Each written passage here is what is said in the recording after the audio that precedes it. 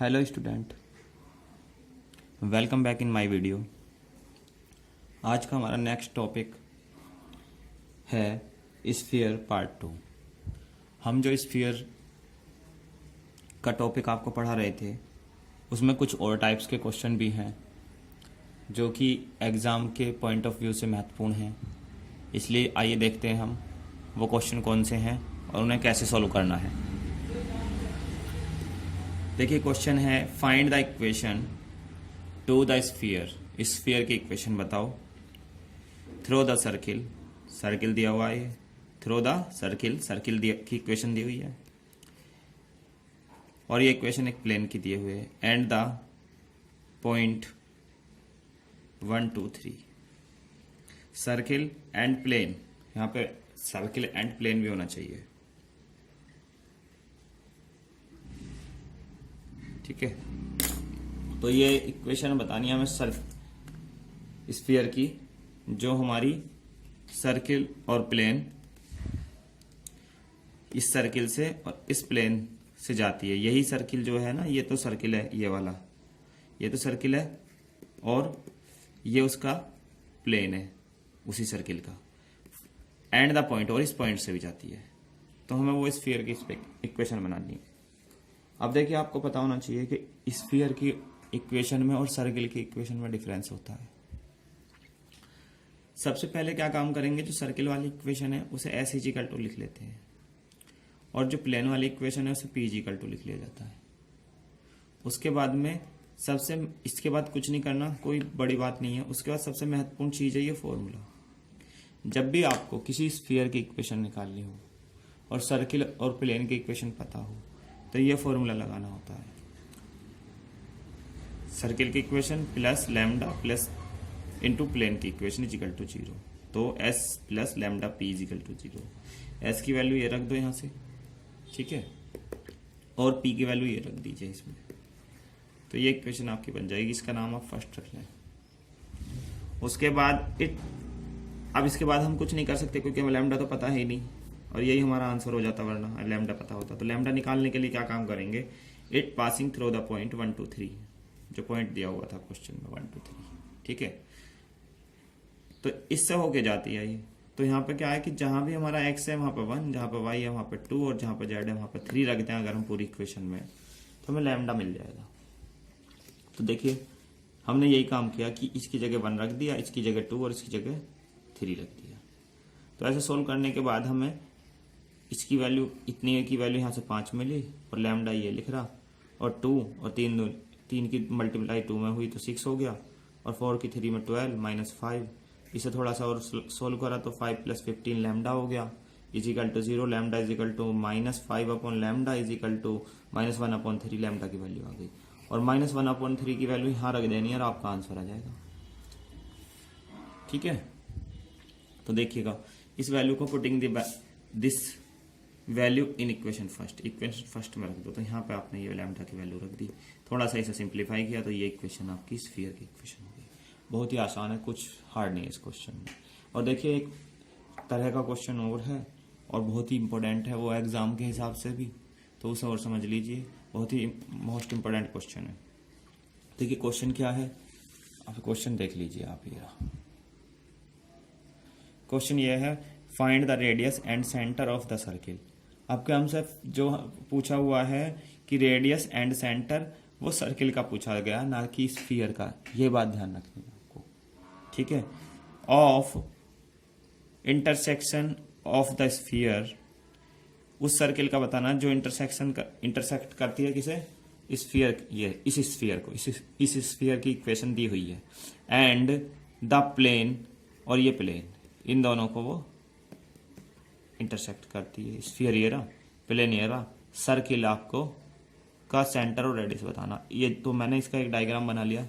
ये तो हमारा स्फीयर हो गया, ठीक है, और ये एक सर्किल है जो कट करता है इसे, स्फीयर को जो कट करेगा।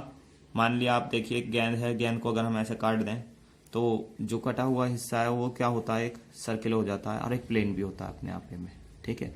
तो प्लेन और सर्किल दोनों है ये वाला हिस्सा जो है। तो इसमें सबसे पहले आप देखिए आपको करना क्या है, equation of the sphere R, ये इक्वेशन हमें गिवन थी क्वेश्चन में स्फीयर की। अब जनरल इक्वेशन स्फीयर की क्या होती है, X square Y square plus Z square plus 2ux plus 2vy plus 2wz plus D. तो इसकी इससे कंपेयर अगर हम करें तो हमें मिलेगा कि माइनस यू माइनस वी और माइनस डब्ल्यू जो होता है वो सेंटर होता है स्फीयर का, है ना। तो minus U minus V minus W अगर ये इक्वेशन होती है तो ये इसका सेंटर होता है इसका, बट ये इक्वेशन होगी तो ये इसका सेंटर हो जाएगा जब हम इसका कंपेयर करेंगे, क्योंकि देखिएगा एक्स वाला टर्म नहीं है इसमें, X square Y square Z square तो है, लेकिन यहाँ पे जो आता है 2ux वो वाला टर्म नहीं है, तो इसलिए एक्स की वैल्यू 0। अब 2vy की कंपेयर इससे करेंगे तो ये तो माइनस में, जबकि इक्वेशन प्लस में होती है, तो इसकी जो वैल्यू आएगी वो माइनस में नहीं आके प्लस में आएगी। 2vy तो v की वैल्यू कितनी होगी 1 हो गई। ऐसे ही w की देखो, w की वैल्यू 2 आ जाएगी, तो ये आ गया। अब which is the centre of centre, which is the centre, centre है इस स्फीयर का, है ना। देन रेडियस, रेडियस क्या होगी, रेडियस के लिए फॉर्मूला होता है under root u square plus V square plus W square minus D. तो u की जगह 0, v की जगह 1, w की जगह 2 और माइनस डी। डी क्या है, ये वाली वैल्यू जो होती है 11, यहाँ पे क्या है ये 11 है, ठीक है। तो अंडर रूट 0 का वर्ग प्लस 1 प्लस 4, और यहाँ पर माइनस 11 होता है क्योंकि डी माइनस में होता है, लेकिन यहाँ से जो डी की वैल्यू आएगी ना कंपेयर करने पर तो वो माइनस ही आएगी, तो माइनस माइनस प्लस होकर इसलिए 11 हो जाएगा, ठीक है। अब जब हम इनको ऐड करेंगे तो अंडर रूट 16 इजिकल टू 4, तो यानी कि इस वाले स्फीयर की सेंटर तो आ गया 0, 1 और 2, ठीक है। और रेडियस क्या आ गई, रेडियस आ गई 4। तो रेडियस तो देखो, रेडियस जो है हमारी, ये देखिएगा रेडियस जो है हमारी यहाँ भी यहाँ भी यहाँ भी यहाँ भी यहाँ भी कहीं भी पूरे इस सर्किल पे जो सर्किल है वो सब रेडियस ही होगी स्फीयर की भी, ठीक है। वो क्या होगी, स्फीयर की रेडियस होगी। सी क्यू क्या है, स्फीयर की रेडियस है, लेकिन एन क्यू रेडियस है सर्किल की। तो हमें रेडियस निकालनी थी सर्किल की और सेंटर भी निकालना था सर्किल का, स्फीयर का निकालना। स्फीयर की रेडियस और सेंटर दोनों हमने निकाल ली है, ठीक है, बट हमें इनकी नीड नहीं है। अब देखिएगा नेक्स्ट क्या करना है। नाउ सी एन निकाल लीजिए आप, क्या निकालना है, सी और एन, वही पी है। तो C now P N P equal to C N, और इजिकल टू क्या होता है फॉर्मूला, तो किस कोई पॉइंट हो, अगर कोई पॉइंट दिया हुआ और ये एक प्लेन है, ये क्या एक प्लेन है, तो किसी पॉइंट से प्लेन पर अगर हम क्या डालते हैं, नॉर्मल डालते हैं या कोई लंब डालते हैं, तो उसकी इक्वेशन निकालने के लिए फॉर्मूला होता है। अगर हमें प्लेन की इक्वेशन पता है तो प्लेन के जो कोफिशिएंट्स होते हैं एक्स वाई जेड के, ये 1, 2, 2, ये क्या होते हैं हमारे डायरेक्शन रेशो। तो वो डायरेक्शन रेशो इनटू जिस पॉइंट से हम इस पे लंब डाल रहे हैं उस पॉइंट के साथ मल्टीप्लाई करनी है, और माइनस डी, डी एरा प्लेन से पता चलेगा। अब देखिएगा पहला पॉइंट क्या, 0, 0 और कोफिशिएंट क्या 1, तो 0 × 1, ठीक है। दूसरा 1 यहां से ले लिया और 2 यहां से ले लिया, फिर 2 यहां से ले लिया और 2 यहां से ले लिया, और माइनस डी, डी क्या होता है प्लेन में जो कांस्टेंट वैल्यू होती है वो डी, उसका मोड यानी वैल्यू अगर नेगेटिव भी आएगी तो पॉजिटिव लिखनी है आपको, ठीक है। तो यहाँ पे यही सिस्टम था, ये 0 हो गया, ये 2 रह गया, ये 4 हो गया, तो 6 हो गया, 6 माइनस 15, तो माइनस के 9 आते, लेकिन मैंने यहाँ प्लस का लिखा क्योंकि यहाँ मोड में है ये सब। और under root a square b square c square जो हमारे डायरेक्शन रेशो है, तो वैल्यू आ गई 3, तो इजिकल टू 3, तो सी एन की वैल्यू कितनी आ गई 3, और ये वैल्यू कितनी 4। अब हम पाइथागोरस से हम ये निकाल सकते हैं एन क्यू कितना है, और वही रेडियस होगी हमारी इस सर्किल की। तो अब क्या काम करेंगे हम, now radius of circle Q N under root 4 square minus 3 square, Pythagoras पर में लगा दीजिएगा, टू अंडर रूट 7 आ गया। तो हमने आधा आंसर तो बता दिया इस क्वेश्चन का कि इसकी जो रेडियस है सर्किल की वो कितनी है, √7 है। बट ये पॉइंट और बताना है हमें, एन पॉइंट जो है, ये पॉइंट के कोऑर्डिनेट क्या है वो और बताना है। वही तो पूछा गया find the radius and centre of the circle, ठीक है, तो वो और निकालना है। तो उसके लिए देखते हैं क्या करेंगे।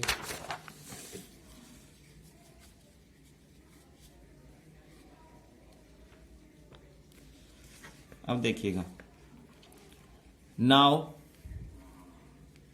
Now we find the coordinate of the centre of circle, ठीक है। तो now equation of the line P N, तो पी एन लाइन कौन सी लाइन, जो सेंटर ऑफ स्फीयर और सेंटर ऑफ सर्किल को मिलाती है, वही तो पी एन है।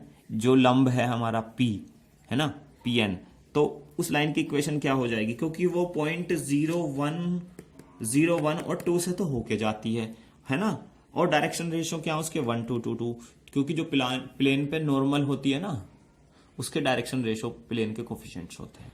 तो हम उस इक्वेशन में रख दें, किसी एक पॉइंट से जाने वाली स्ट्रेट लाइन की इक्वेशन में रख दें, तो हमें ये इक्वेशन मिल जाएगी।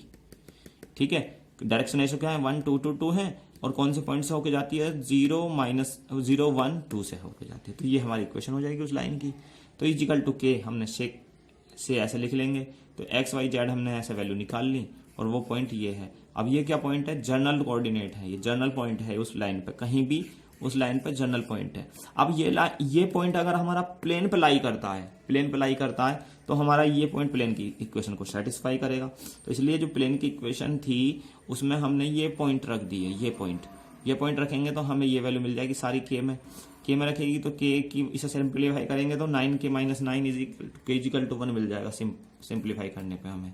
ठीक है, इस के की वैल्यू को इस पॉइंट पर रख दो, putting value in the point, इस पॉइंट में रख दो, तो ये पॉइंट तब हमें प्लेन पे मिल जाएगा। तो प्लेन पे जब हम इस पर रखेंगे तो 1 और 2 + 1 और 2 + 2 यानी 4, तो 1 3 4 जो है वो पॉइंट है हमारा।